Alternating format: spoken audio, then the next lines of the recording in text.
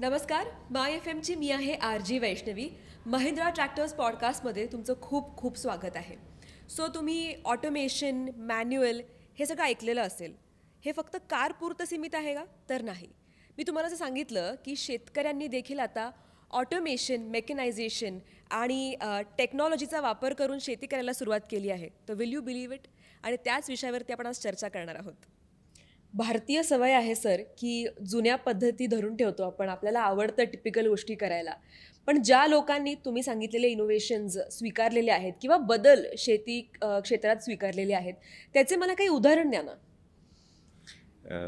तर याच्यामध्ये बरेच शेतकरी आहेत का ज्यांनी आधुनिक नाही का आधुनिकतेची कास धरून आता नव्याने काम करताय. असे बरेच शेतकरी आणि आता बदल थोडासा फास्ट दिसतो पण आहे. कारण की आता थोडेसे नवीन जनरेशन्स येत आहे शेती क्षेत्रामध्ये. आता माझ्याकडे एक उदाहरण आहे. नाशिक जिल्ह्यातील सटाणा तालुक्यामध्ये मुल्हेर म्हणून गाव आहे. तर तेथील एक शेतकरी आहे गजानन जगताप नावाचे. अच्छा. तर हे जे गजानन दादा जे आहेत ना, ते माझ्याकडं 2021-22च्या दरम्यान त्यांचा संपर्क आला आणि मशीनच्या ट्रायल्स ते बघायला यायचे माझ्याकडे. अच्छा. म्हणजे मशीनच्या ट्रायल्स त्यांनी बघितल्या, परंतु माझ्या विरहित तो कांदा शेवटपर्यंत कसा तयार होतो याचं कुतूहल त्यांनी ऑब्झर्वेशन्स घेतलं. म्हणजे लागवडीच्या नंतर 1 महिन्यानी, 2 महिन्यानी, 3 महिन्यानी आणि हार्वेस्टिंग पासून नंतर स्टोरेज तिथून पुढे 6 महिने चालतं. त्या सगळ्या स्टेजेस त्यांनी बारकाईने मॉनिटर केल्या आणि त्यांच्या ते लक्षात आलं, अरे याच्यामध्ये काहीतरी आपल्याला फायदा मिळू शकतो. सो त्या अनुषंगाने त्यांनी मशीन आमच्याकडे खरेदी केलं आणि फक्त त्यांनी नाही केलं, त्यांच्या ग्रुपमधील, त्यांच्या नेटवर्कमधील जे त्यांचे मित्र, काही नातेवाईक असतील, त्यांनाही मशीन घेण्यासाठी प्रोत्साहित केलं. म्हणजे 2023 साली त्यांनी मशीन घेतलं. तर म्हणजे पहिली वेळ होती आमच्यासाठी का कंटेनर लोड केला होता त्यांच्यासाठी. ओके. सो अशी काही उदाहरणं आहेत. आता त्यांनी काय फायदा झाला त्यांच्या भागामध्ये, ज्यावेळेस हे मशीनचा वापर करायला लागले तर त्यांचं जे पर एकर यील्ड होतं, म्हणजे ते 15 टन वगैरे पर एकर कांद्याचं ॲव्हरेज काढत होते, त्यांचं ॲव्हरेज 20 टनापर्यंत गेलं. नंतरच्या काळामध्ये अजून त्याच्यात रिफाईनमेंट करत करत ते आज 25 टनापर्यंत पोहोचले. आणि कदाचित सांगायलाही आश्चर्य वाटेल आणि ऐकणाऱ्यालाही ते कदाचित आश्चर्याचं असेल का त्यांनी ह्यावर्षी एकरी 30 टनाचं ॲव्हरेज पण काढले त्यांच्या एक पर्टिक्युलर क्षेत्रामध्ये. सो कांद्याचा विचार करा, पोटेन्शियल किती मोठं आहे. बरोबर. पर एकर यील्डचं पोटेन्शियल खूप मोठं आहे. मग असं काही नाही आहे का मी असं म्हणतो का कांद्याचं क्षेत्रच फक्त वाढवून कांद्याचं उत्पादन नाही वाढवलं पाहिजे, कांद्याचं पर एकर यील्ड वाढवलं पाहिजे. मी तर असं म्हणाल का कांद्याचं क्षेत्र घटवलं पाहिजे पण पर एकर यील्ड वाढवावं. उर्वरित क्षेत्र इतर पिकांसाठी काहीतरी डायव्हर्ट केलं पाहिजे. शेवटी कांदा हे रिस्की पीक आहे. जर अवकाळी पाऊस शेवटी जर झाला तर रिस्क आहे त्याच्यामध्ये. बट त्याच्यासारखं पैसा देणारं पीक तेच. कांद्याचं असं पीक आहे का कदाचित चांगले रेट्स मिळाले तर चांगला पैसा मिळतो शेतकऱ्यांना, नाही असं नाही. आणि याच्यामध्ये खूप मोठे इन्फ्रास्ट्रक्चरची गुंतवणूक पण आहे. जसं द्राक्ष शेतीमध्ये कांद्याचं म्हणजे बाग उभा करण्यासाठीच बेसिकली आपल्याला 5 ते 10 लाखाचा खर्च आहे. बरोबर. कॅपिटल इन्व्हेस्टमेंटच खूप मोठी आहे. सो कांद्याच्या शेतीमध्ये तसं काही नाही आहे. आणि सो आय थिंक की गजानन जगताप सारखे काही अजून बरेच उदाहरणं आहेत माझ्याकडे ज्यांनी प्रोडक्टिव्हिटी वाढवली आहे, पर एकर यील्ड पण वाढला. अजून दुसरं एक उदाहरण मी सांगू इच्छितो. तिथेलेच प्रमोद दादा पगार म्हणून शेतकरी कळवणमधले आहेत. सो त्यांनी पण प्रोडक्टिव्हिटी वाढवली, बट त्यांचा मेन फोकस परत काय होता का क्वालिटीवर. साधारण नोव्हेंबर, डिसेंबर, जानेवारी ह्या 2-3 महिन्यामध्ये ना कांद्याचं सीड्स तयार करणारे जे कंपनीज आहेत, तर बऱ्याच कंपन्या आपल्याकडं, तर त्यांना बिजोईसाठी कांदा खरेदी करतात. अच्छा. आता बिजोईसाठी ज्यावेळेस ते कांदा खरेदी करतात ते A1 क्वालिटीचा माल असतो, एकदम प्रीमियम क्वालिटी. आणि ती प्रीमियम क्वालिटी तयार होते आपल्या मशीनद्वारे आणि ती मॅक्झिमम होते. म्हणजे प्रीमियम क्वालिटी म्हणजे मी असं म्हणेन का जे काय आपलं प्रोड्यूस आहे त्याला 80-90% can go in the premium quality. आणि ते प्रीमियम क्वालिटी प्रीमियम रेट्स पण मिळत आहेत. म्हणजे जिथं मार्केट आज कदाचित 2,000 रुपये क्विंटल असेल त्याला नक्की 4,000 रुपये क्विंटल भाव मिळतो. सो त्यांचा फोकस परत वेगळा होता का प्रीमियम क्वालिटी. मग त्यांनी ॲक्च्युली मला असं विचारलं होतं का आपण काही सीड कंपनीबरोबर टायअप करू शकतो का त्यांना आपण प्रीमियम क्वालिटी तयार करून देण्याची कॉन्ट्रॅक्ट फार्मिंगच करूयात. सो असे काही नवीन एव्हेन्यूज याच्यातनं आता पुढे येत आहेत. परत आणखी काही शेतकरी काल आम्हाला मिळाले का त्यांनी सांगितलं का त्या मार्केटला त्या मार्केटला जो काही टॉपेस्ट भाव आज जातोय तो प्लांटोमेटनी लागवड केलेल्या कांद्याचा जातो. सो क्वालिटी आणि यील्ड दोन्ही गोष्टी एनहान्स करणारे बरेच उदाहरणं माझ्याकडे आहेत. खूपच उत्तम. आणि याच्यात सगळ्यात महत्त्वाची गोष्ट तुम्ही जी सांगितली की शेतकरी बांधव हे एकमेकांना सांगतात पण आहेत निस्वार्थपणे, सगळ्यांचाच फायदा ह्याच्यामध्ये होतोय. म्हणजे पूर्वीच्या काळामध्ये ना नेटवर्किंग थोडंसं नव्हतं इतकं. म्हणजे पूर्वी ना शेतकरी प्रॅक्टिसेस शेअर करत नसायची. बरोबर. आता प्रॅक्टिसेस रिफाईन करताय आणि ते शेअर पण करताय. म्हणजे खूप मोठा बदल आज शेती क्षेत्रामध्ये बघायला मिळतो. बरोबर. तर सर आपण तंत्रज्ञानाविषयी चर्चा करतो आहोत, तर ह्यात भरपूर यंत्रांचा वापर होत असणार आहे. तर कांदा लागवडीत कोणते यंत्र आहेत जे फायदेशीर ठरतात? आता मुख्यत्वे ज्यावेळेस आपण कांदा शेतीचा विचार करतो, कांदा हे 2 पद्धतीने केला जातो. म्हणजे सीझन वाईज तर खरीप रब्बी 2 वेगळ्या विषय. बट लागवडी वाईज ज्यावेळेस विचार करतो त्यावेळेस डायरेक्ट सीडिंग हा एक ऑप्शन आहे आणि ट्रान्सप्लांटिंग हा एक ऑप्शन आहे. तर मेजरली एक मी जे ऑब्झर्व केलं का खरीफमध्ये डायरेक्ट सीडिंगकडे कल असतो शेतकऱ्यांचा आणि रब्बीचा ज्यावेळेस तो प्लांटेशनचा करतो त्यावेळेस तो ट्रान्सप्लांटिंगवर जास्त फोकस करतो. डायरेक्ट सीडिंगमध्ये बरेचसे यंत्र आपल्याला बघायला मिळतात, जसे की रेग्युलर मेकॅनिकल सीडर मशीन्स आहे, मग ते ट्रॅक्टर ऑपरेटेड आहे.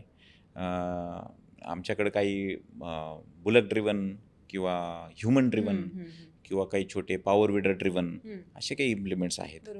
आणि त्याचे बरेच मॅन्युफॅक्चरर्स भारतामध्ये काम करतात ओनियन सीडिंगमध्ये. आता त्याच्यामध्ये परत त्यातले त्यात अजून ॲडव्हान्स जे मशीन आहे ते व्हॅक्यूम सीडर आता मार्केटमध्ये आले. बरेचसे मल्टीनॅशनल कंपनीज व्हॅक्यूम सीडर आपल्याकडे घेऊन आलेत. सो तो एक आहे सीडरमध्ये.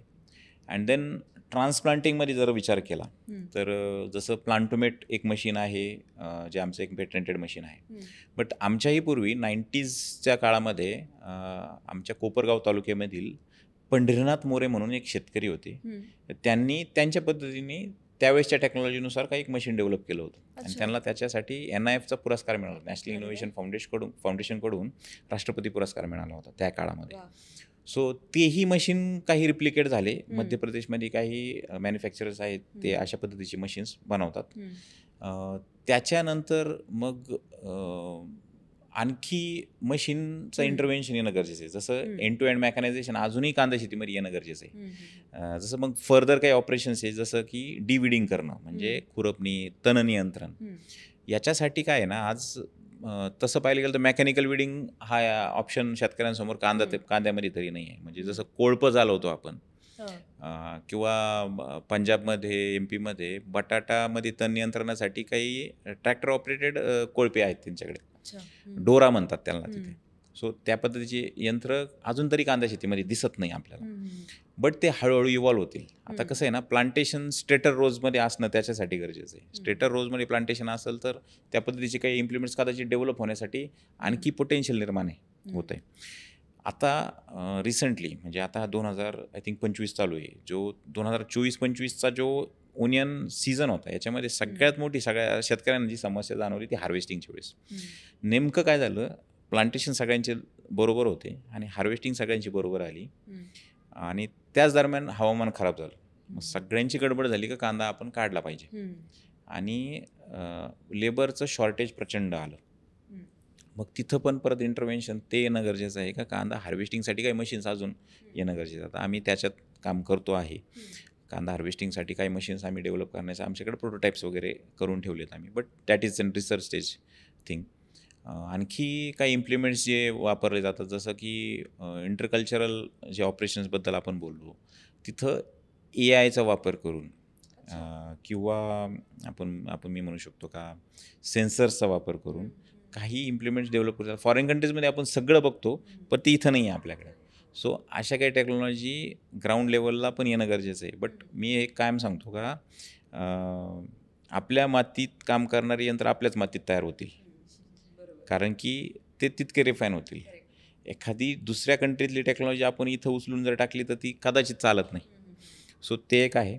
आय थिंक आणखी काही इम्प्लिमेंट्सचा जर विचार करता तर स्प्रेईंगसाठी आता सध्या कसं आहे ना, पाठीवरचा पंप शेतकरी घेऊन स्प्रेइंग करतात, तर त्याच्यासाठी काही इम्प्लिमेंट्स आता आले आहेत मार्केटमध्ये. जसं एक निओ फार्मटेक म्हणून कंपनी आहे का, त्यांनी एक व्हील ड्रिवन मशीन आहे त्यांच्याकडे, जे स्प्रेइंगचं काम करतं आणि मग पाठीवरती पंप घेण्याची गरज पडत नाही. सो ते एक इम्प्लिमेंट आहे. किंवा ड्रोन्सचा वापर आता कांद्याच्या शेतीमध्ये पण होतो आहे. सो आज आणखी काही असे काही आधुनिक मशीन्स मार्केटमध्ये उपलब्ध आहेत. काही रिसर्च स्टेजमध्ये आहेत आणि काही फक्त आपण चित्रात बघतो. तर असे काही इम्प्लिमेंट्स कदाचित भविष्यकाळात आणखी काही बघायला मिळतील आपल्या कांदा शेतीमध्ये. आणि सगळ्यात शेवटचा विषय, हार्वेस्टिंग झाल्यानंतर सॉर्टिंग, ग्रेडिंग आणि स्टोरेज, हा जो विषय, याच्यासाठी पण काही मशीन्स मार्केटमध्ये अवेलेबल आहे. जसं की एक ॲग्रोग्रेड म्हणून एक कंपनी आहे, त्यांनी AI बेस्ड कांद्याचं सॉर्टिंग करणारे काही मशीन्स डेव्हलप केलेत. सो ते एक मशीन आहे. किंवा काही मेकॅनिकल ग्रेडर्स पण अवेलेबल आहे. किंवा स्टोरेज आणि त्याचं नाही का हँडलिंग, ओव्हरऑल हँडलिंगसाठी काही मशीन्स मार्केटमध्ये आहेत. सो पोस्ट हार्वेस्टमध्ये ते मोडतात ॲक्च्युली. सो असे पण काही मशीन्स आहे. आणि अपकमिंग डेजमध्ये अजून काही मशीन्स आपल्याला ह्या क्षेत्रामध्ये बघायला मिळतील. नॉट ओन्ली फॉर म्हणजे कांदा पीक नाही तर सगळ्या ओव्हरऑल आपण ज्यावेळेस क्रॉपिंग पॅटर्नचा विचार करतो, सगळ्या पिकांमध्ये आता यांत्रिकीकरण थोडंसं वाढत चाललं आहे. राईट. सर, आपण ह्याविषयी तर चर्चा केली की मशीन्स, तंत्रज्ञान, यंत्रणं याचा वापर झाला पाहिजे. ते लोक करताही आहेत. पण मग जेव्हा आपण ट्रॅक्टर फॉर एक्झाम्पल ह्या विषयावर चर्चा करतोय, तर मग कुठला ट्रॅक्टर निवडला पाहिजे आणि मग कांद्या शेतीसाठी काय काय फायदे ट्रॅक्टरद्वारे होऊ शकतात, हा कसा विचार केला पाहिजे शेतकऱ्याने? आत्तापर्यंत काय आहे ना, ट्रॅक्टर तसं पाहिलं तर खूप वर्सटाईल मशीन आहे. It can be used for haulage, it can be used for प्लविंग, it can be used for any activity.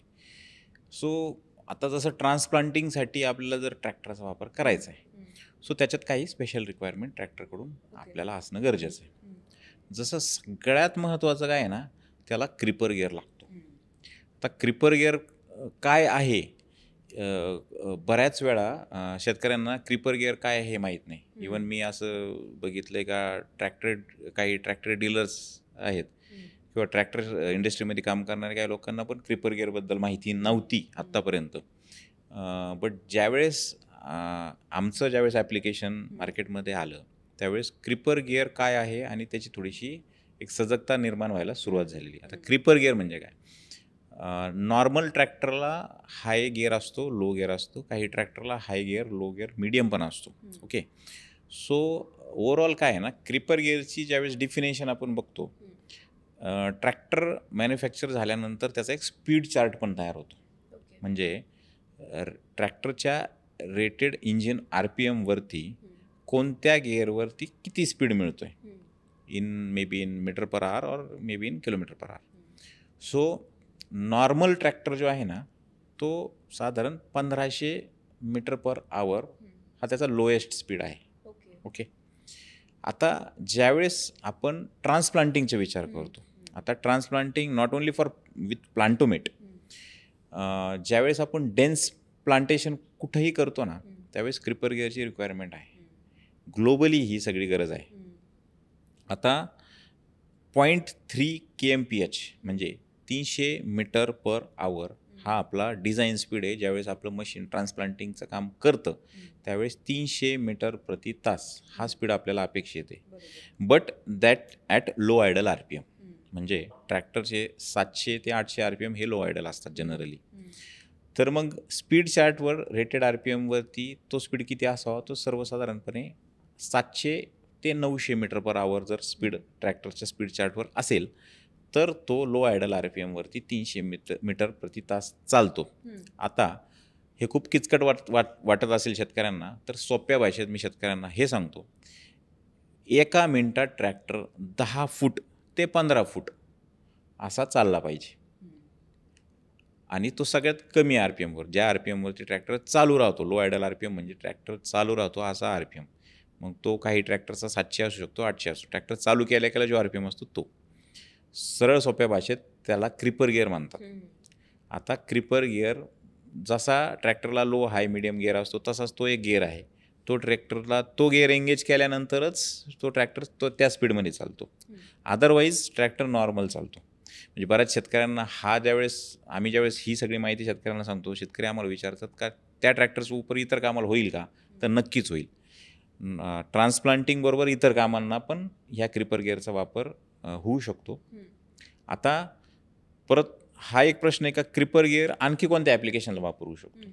जसं कांद्याची लागवड याच्यासाठी क्रिपर गिअर लागतो, तसं बनाना मल्चिंग म्हणजे जिथं केळीची लागवड केली जाते आणि ती पूर्ण शिल्लक राहिलेलं केळीचे जे खोडं असतात त्यांची बारीक कुट्टी करून शेतात पसरवण्यासाठीचे काही इम्प्लिमेंट्स आहे, मल्चर मशीन्स, तर त्याच्या वापरासाठी क्रिपर गिअरचा वापर होतो. जिथं कमी HP मध्ये जास्त पॉवरची रिक्वायरमेंट आहे, for example super seeder machines आता पंजाबमध्ये हरियाणामध्ये ते वापरतात, तर त्या इम्प्लिमेंटसाठी पण क्रिप स्पीडची गरज पडते. देन ट्रेंचर मशीन हे एक ॲप्लिकेशन आहे, जसं पाईपलाईन खोदण्यासाठीचं एक मशीन आहे, ते वापरण्यासाठी परत क्रिपर गिअरची गरज ट्रॅक्टरला पडते. आणखी आमच्या भागामध्ये साखर कारखाने आहेत आणि साखर कारखान्यामध्ये कंपोस्टिंग यार्ड असतो. त्यांचं जे काही वेस्ट तयार होतं त्याचं पूर्ण कंपोस्ट करून ते शेतकऱ्यांना विकतात आणि त्या कंपोस्टिंग यार्डमध्ये ते पूर्ण कंपोस्ट हलवण्यासाठी त्यांच्याकडे मशीन्स आहेत, ते मशीनचा वापर साठी पण क्रिपर गिअरची गरज पडते. सो ओव्हरऑल बघायला गेलं ना, क्रिपर गिअरची रिक्वायरमेंट याच्या आधी पण होती, बट ह्या ॲप्लिकेशनमुळे ती जास्त हायलाईट होती आता. सो ट्रॅक्टरकडनं काय एक्सपेक्टेड आहे तर तो क्रिपर गिअरचा ट्रॅक्टर असावा. सोप्या भाषेत शेतकऱ्यांना समजावं अशा भाषेत सांगायचं झालं तर 1 मिनिटात 10 ते 15 फूट ट्रॅक्टर चालला पाहिजे. नेक्स्ट रिक्वायरमेंट ट्रॅक्टरकडनं काय अपेक्षित आहे का ज्यावेळेस आपण कोणतं हेवी इम्प्लिमेंट लिफ्ट करतोय तर त्याची ट्रॅक्टरची हायड्रोलिक कॅपॅसिटी खूप चांगली अपेक्षित आहे. सो जनरली ट्रॅक्टरची आता हायड्रोलिक कॅपॅसिटी आपण मार्केटमध्ये बघतोय, ट्रॅक्टरची हायड्रोलिक कॅपॅसिटी चांगली मिळते आपल्याला, म्हणजे मोर दॅन 800 kg आपल्याला ट्रॅक्टरची हायड्रोलिक कॅपॅसिटी एक्सपेक्टेड आहे, 1800 kg सॉरी. सो ते एक विषय आहे. आणि लो आयडल RPMमध्ये पण त्यांनी तो पॉवर दिला पाहिजे, तो टॉर्क दिला पाहिजे. सो पॉवरची रिक्वायरमेंट ऑफकोर्स तिथं पण आहे. आणि फ्रंट वेट म्हणजे ज्यावेळेस आपण मागं वेट हेवी इम्प्लिमेंट जोडतोय ना, ट्रॅक्टर पुढून लिफ्ट होऊ शकतो. सो ट्रॅक्टरला पुढं म्हणजे ट्रॅक्टरच्या पुढील बाजूला काही वेट टाकण्याची व्यवस्था असावी, काउंटर वेट करण्यासाठी मागचं हेवी इम्प्लिमेंट. सो ट्रॅक्टरकडनं ह्या सगळ्या रिक्वायरमेंट आहेत. Creep speed, second is hydraulic capacity, third is it should be a powerful tractor, and fourth की फ्रंट वेट ॲड करण्यासाठी तर त्याला काही सिस्टीम्स म्हणजे तिथं काही व्यवस्था असावी.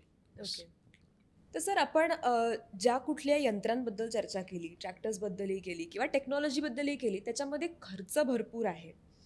तर त्या खर्चानंतर त्या इन्व्हेस्टमेंटमध्ये आपल्याला पैसे किती मिळत आहेत, रिटर्न्स किती मिळत आहेत, तो एक मुद्दा मला सांगा. आणि स्थानिक स्तरावरती ही टेक्नॉलॉजी आपल्याला कशी पोहोचवता येईल?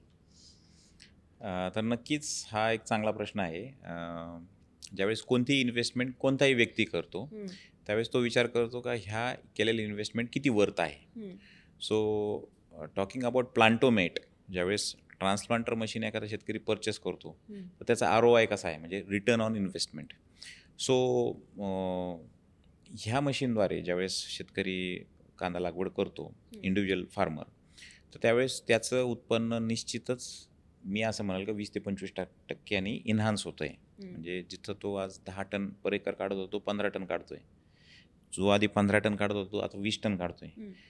सर्वसाधारणपणे ऑन अन ॲव्हरेज 4 ते 5 टन एकरी जर उत्पन्न त्याचं वाढत असेल तर नक्कीच 40 ते 50 हजार रुपये पर एकर त्याचं यील्ड वाढते. So that is an ROI. म्हणजे त्यांनी जर कदाचित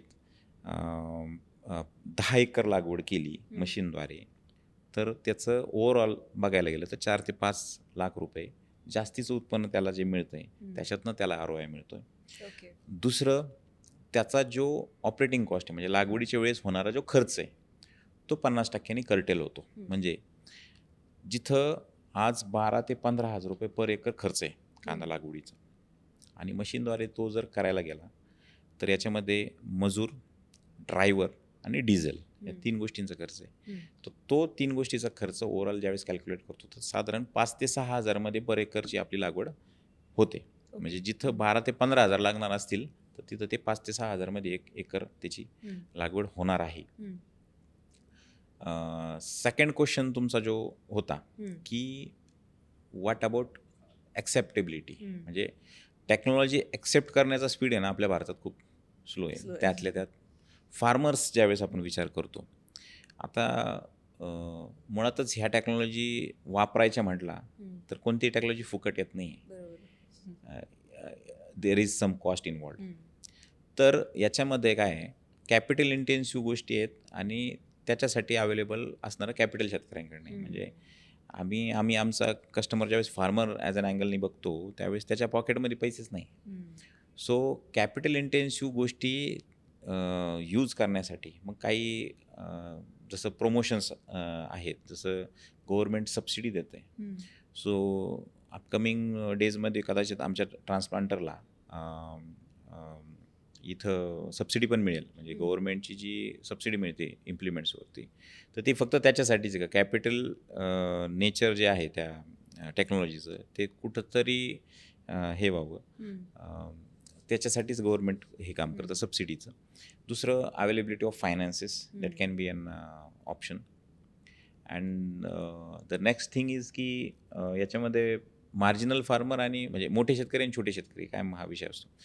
मोठे शेतकरी अफोर्ड करू शकतात, but what about marginal farmers, की आता मार्जिनल फार्मर्सला इथून पुढं टेक्नॉलॉजी जर वापर करायचा असेल तर कदाचित त्यांनी ग्रुपनी काम केलं पाहिजे. आता इथून पुढच्या काळामध्ये ग्रुपनी म्हणजे जिथं 4 ते 5 शेतकरी एकत्र येऊन मशीन परचेस करू शकतात आणि वापर त्याचा करू शकतात. म्हणजे पूर्वीच्या काळामध्ये सावड अशी एक पद्धत असायची, म्हणजे प्रत्येकाच्या घरी बैलजोडी असायची.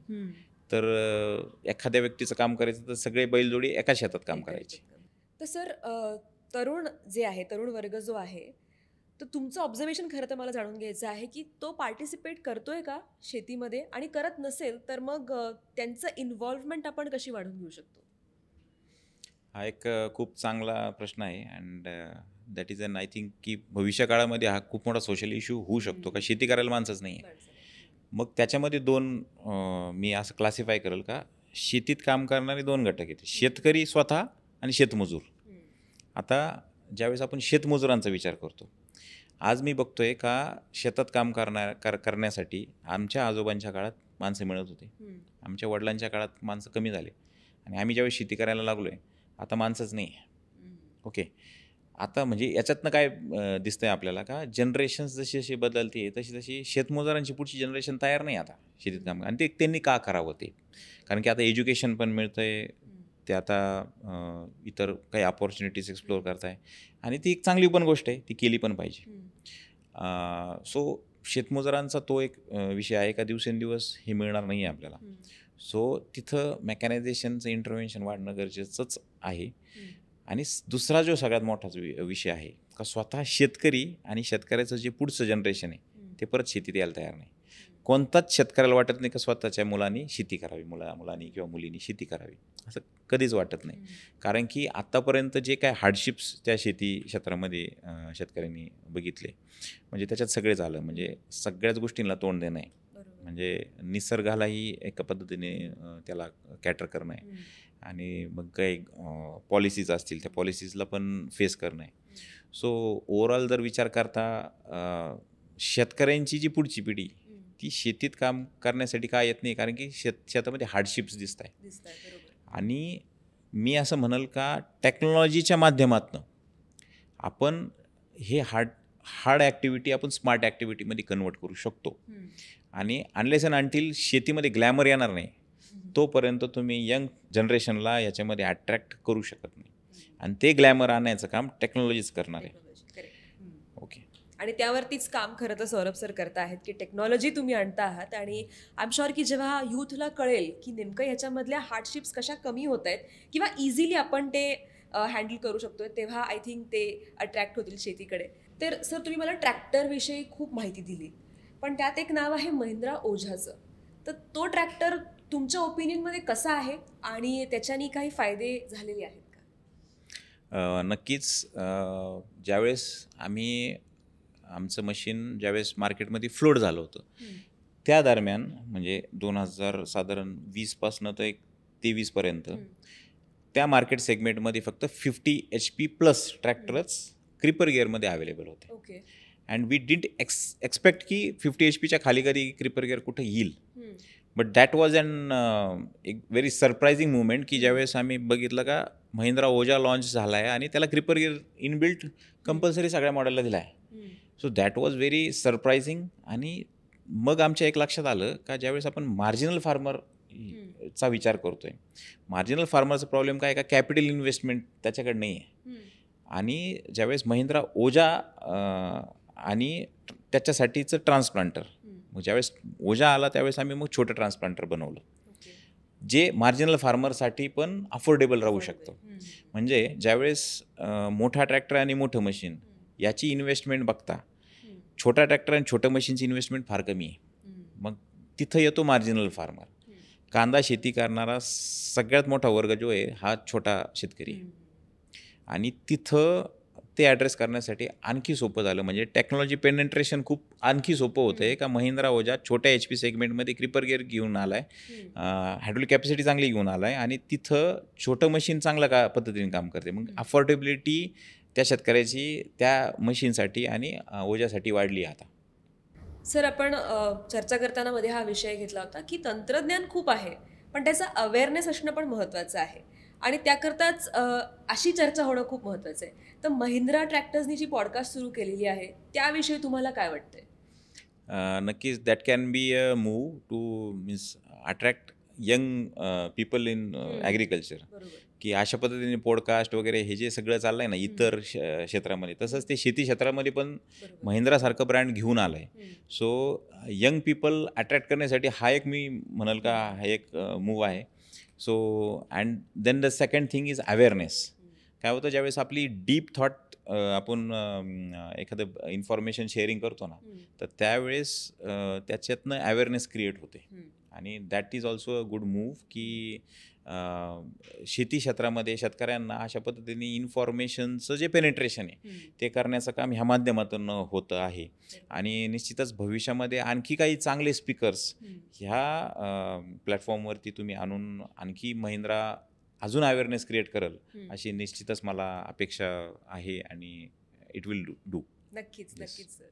तर thank you so much Saurabh sir, तुमचा वेळ दिला त्याबद्दल, मला आणि शेतकऱ्यांना इतकी छान माहिती दिली त्याबद्दल धन्यवाद. थँक्यू.